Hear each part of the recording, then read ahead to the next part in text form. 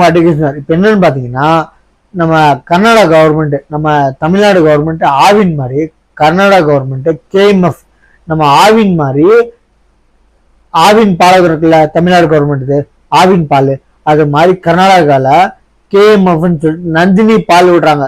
அவங்க இப்ப பிரைவேட்டா தமிழ்நாட்டில் எங்கன்னு பார்த்தீங்கன்னா சென்னை திருமங்கலம், சரிங்களா, திருமங்கலம் மெட்ரோல பிரைவேட்டா ஒரு பூத் ஓப்பன் பண்றாங்க. யாருன்னு பார்த்தீங்கன்னா கர்நாடகாவோட கவர்மெண்டோட பால் கேஎம்எஃப் நிறுவனம் பிரைவேட்டா ஓப்பன் பண்றாங்க திருமங்கலம் மெட்ரோல. பாலை பாருங்க எவ்வளவு குவாலிட்டியா இருக்குன்னு. நம்ம ஆவின் பாலை பாருங்க, கழுவுறதுக்கு ப்ளீச்சிங் பவுடர் போட மாட்டாங்க. ஆக்சுவலி தமிழ்நாட்டில் எக்கச்சக்கமான இடத்துல நானே கண்ணாட பார்த்துருக்கேங்க.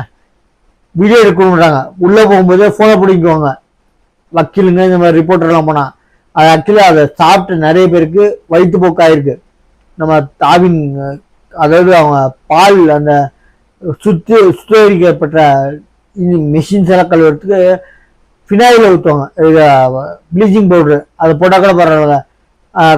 கழுவுற பவுடர் போட்டு அப்படியே பால் ஊற்றுவாங்க. அந்த கழுவுற ஐட்டம்ஸை அந்த லிக்விடை போட்டாலும் அது அப்படியே தேங்கி இருந்தாலும் பால் ஊற்றுவாங்க. அப்போ பாலில் மிக்சிங் ஆகும்.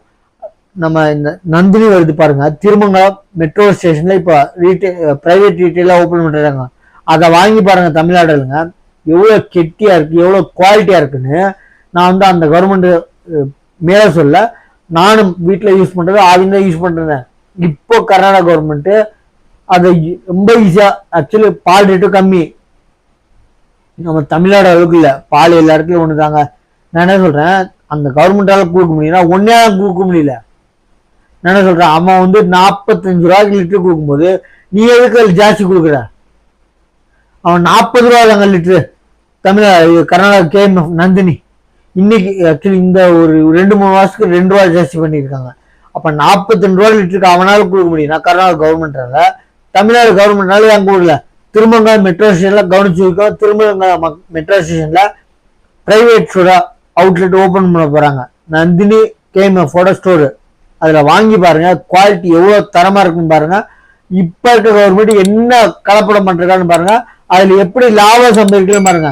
இவங்களுக்கு எல்லாம் ஒரே ஒரு தான், எல்லாத்தையும் தனியார் பண்றதுக்கு வந்து கவர்மெண்ட் வைக்க வேண்டிய பாலை வந்து வச்சிருக்காங்க, அதை வந்து கவனிக்கிறது இல்லை.